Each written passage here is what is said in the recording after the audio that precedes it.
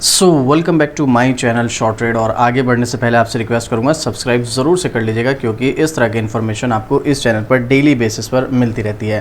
देखो, अभी जो है वीडियोस अपलोड होने में थोड़ी प्रॉब्लम हो रही है। मैं कहीं किसी काम में बिज़ी हूं और यहाँ पर कुछ स्टॉक्स के सिलेक्शन को लेकर ही काम चल रहा है।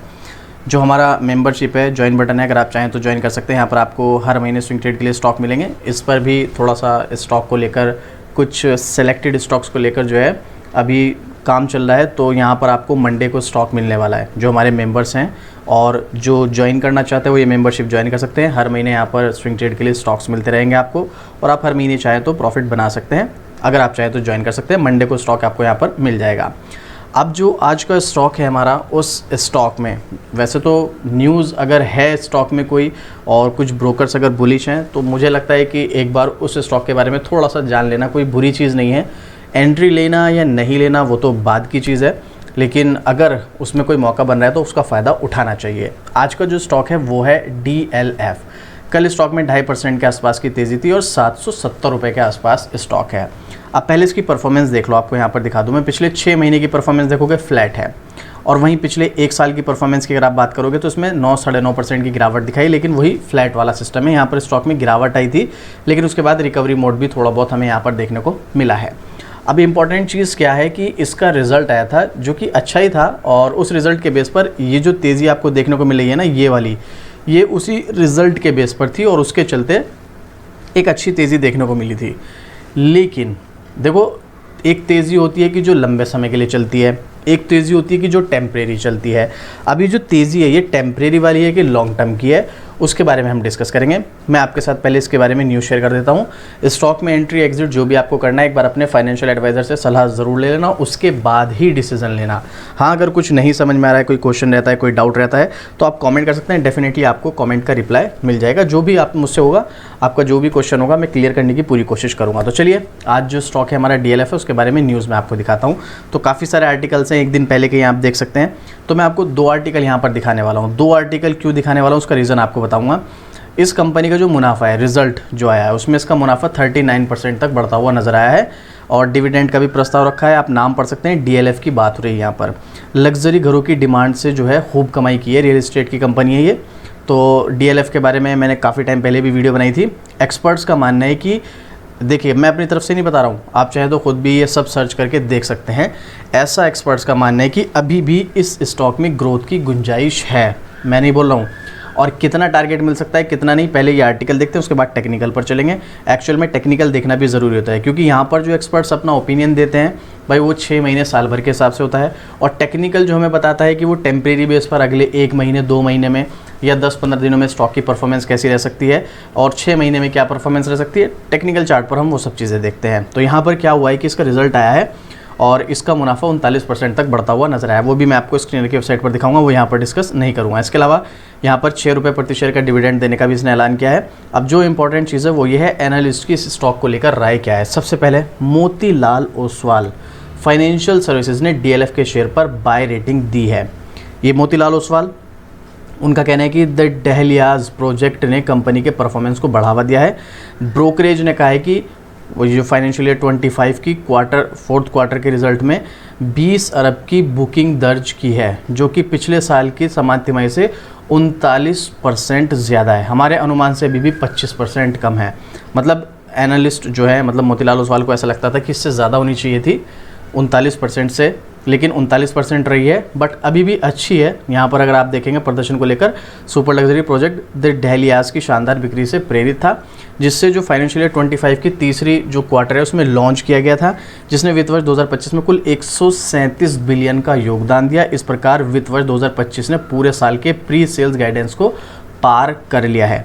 अब यहाँ पर लक्ष्मी श्री इन्वेस्टमेंट के रिसर्च हेड अंशुल जैन के मुताबिक DLF का शेयर 717 के आसपास तो चली रहा है, जो कि मैंने आपको दिखाया, और अब ये 793 ऑलमोस्ट 800 रुपये के टारगेट को टच कर सकता है। उनका मानना है कि शेयर में भी और तेज़ी आ सकती है। ये भी मैंने आपको दिखाया लक्ष्मी श्री इन्वेस्टमेंट के रिसर्च, और यहाँ पर जो है दूसरे मोतीलाल ओसवाल की बात हो रही है। अब ज़रा एक आर्टिकल और देख लो, ये भी लेटेस्ट है, मैं कोई पुराना नहीं दिखा रहा हूँ। पहले मैं आपको इसकी डेट ही दिखा देता हूँ। देख लो आपके सामने, यहाँ पर मैं आपको इसकी डेट दिखाता हूँ। पहले ये रहा 20 मई 2025, ठीक है, यानी कि परसों का ये आर्टिकल है ये। और ये आर्टिकल जो है परसों सुबह का है, 44% का सुपर अग्रेसिव टारगेट। क्या फिर से 1000 पार जाएगा रियलिटी स्टॉक? कौन से स्टॉक की बात हो रही है मैं आपको दिखाता हूँ। पहले नतीजों के बाद DLF की बात हो रही है कि शेयर पर एनालिस्ट काफ़ी बुलिश हैं और जो इस लेवल पर स्टॉक चल रहा है उससे 44% के जो है अप साइड में टारगेट दिया गया है, 44%। चलिए जानते हैं आखिर क्या है यहाँ पर। फिलहाल जो है रियल एस्टेट की दिग्गज कंपनी DLF ने क्वार्टर रिजल्ट के जब से किया है तभी से इस तरह की न्यूज़ हमें देखने को मिल रही है। ब्रोकरेज इस स्टॉक पर बुलिश नजर आ रहे हैं। 5 ब्रोकरेज हाउस का मानना है कि इस रियलिटी शेयर का भाव 1000 के पार जा सकता है। अभी स्टॉक का प्राइस क्या चल रहा है? 770 रुपये के आसपास। ठीक है, ये कहाँ तक जा सकता है? 1000 के पार। स्टॉक में क्या क्या तेज़ी रही वो सब चीज़ें डिस्कस की गई हैं। एनालिस्ट का यहाँ पर टारगेट जो है 44% के समथिंग है। कंपनी ने 300% डिविडेंड का भी ऐलान किया है।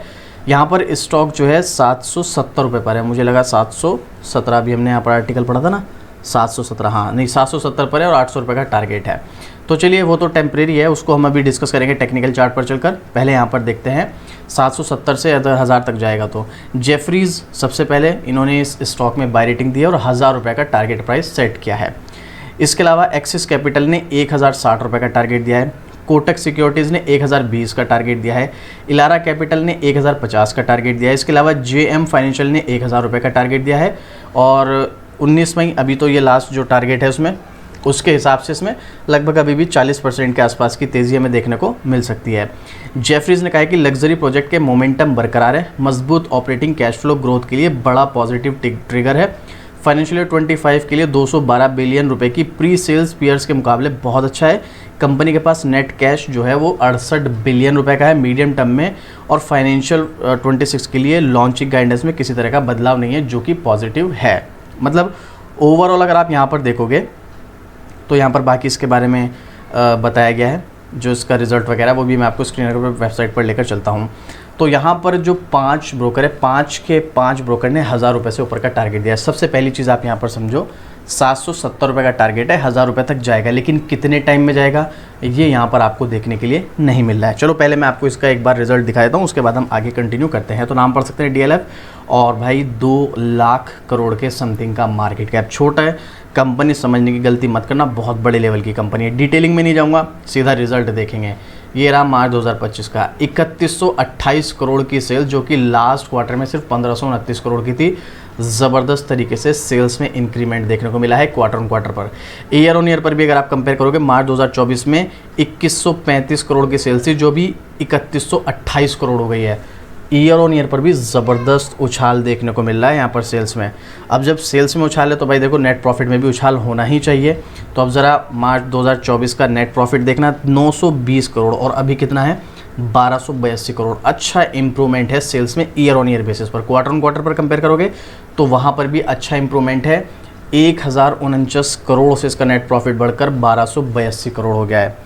आप कमेंट करके बताना आपने इस स्टॉक में कभी पहले, जो लोग पुराने हैं, जो लोग मार्केट में नए हैं वो तो शायद नहीं जानते होंगे, लेकिन जो लोग पुराने हैं इसकी हिस्ट्री के बारे में आपको पता है। कुछ साल पहले इसमें बड़ी प्रॉब्लम क्रिएट हुई थी, किसी को पता है तो कमेंट करके बताना जो लोग पुराने। मैंने इसके बारे में पहले भी डिटेल में वीडियो बनाई थी जब इसमें प्रॉब्लम्स क्रिएट हुई थी। देखो वो काफ़ी पुरानी वीडियोज़ है, अब यहाँ पर वो पुरानी वीडियोज़ अवेलेबल नहीं है, कुछ रीज़न की वजह से पुरानी वीडियोज़ डिलीट करनी पड़ी थी, वरना मैं आपको प्रूफ भी दिखा देता।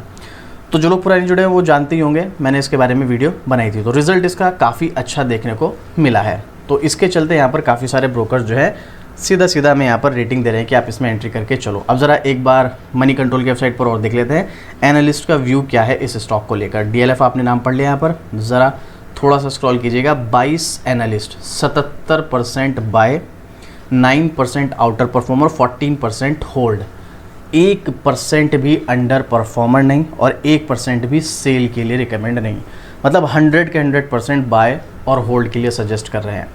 ये अगले 1 साल के हिसाब से है। टेक्निकल जो है वहाँ पर आपको अगले 1 साल के हिसाब से भी पता चलेगा, शॉर्ट टर्म में भी पता चलेगा और स्विंग ट्रेड के लिए भी पता चलेगा। अभी मैं आपको दिखाता हूँ वो भी टेक्निकल चार्ट पर भी चलकर। पब्लिक के ओपिनियन पर अगर आप आएंगे तो 95% सेल और 5% बाय। अब ये क्यों है इसका रीज़न भी चलिए टेक्निकल चार्ट पर चलकर ही आपको पता चलने वाला है। तो सबसे पहले यहाँ पर जो व्यू है भाई, यहाँ पर एनालिस्ट तो सारे के सारे बाय रिकमेंड कर रहे हैं।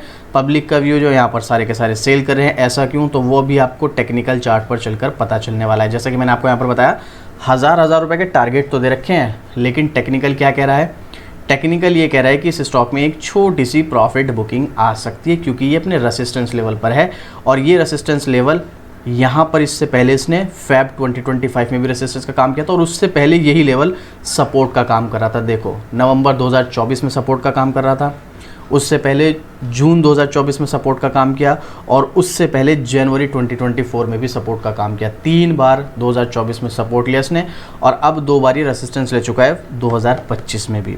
इसीलिए यहाँ पर चांसेस है कि स्टॉक यहाँ पर एक रेसिस्टेंस का काम करेगा और स्टॉक यहाँ से नीचे आ सकता है। शायद इसीलिए यहाँ पर अगर आप पब्लिक का ओपिनियन देखेंगे तो आपको 95% सेल देखने को मिल रहा है।